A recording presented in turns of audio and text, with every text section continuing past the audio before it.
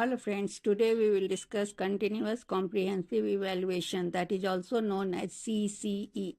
Continuous and Comprehensive Evaluation is an educational system introduced by Central Board of Secondary Education, that is called CBSE, in India to assess students' development in both scholastic and co-scholastic areas.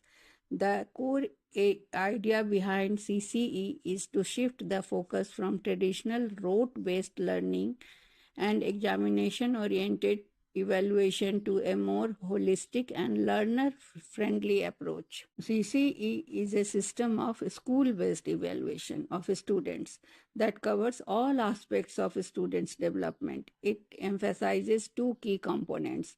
First is continuous evaluation, that is regular assessment of the learner's progress throughout the academic year using multiple tools.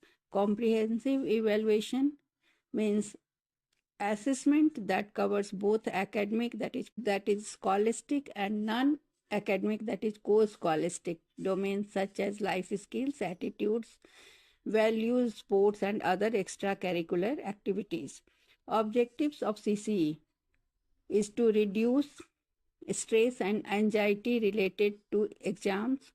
Second, to provide a holistic profile of the learner. Third, to identify learning progress and difficulties at regular intervals. Fourth, to facilitate personalized instruction and remediation. Fifth, to promote self-assessment and peer assessment. Under continuous comprehensive evaluation system, student development is assessed in two broad areas. First is scholastic aspect. These relate to academic performance in subjects that are part of the prescribed curriculum components.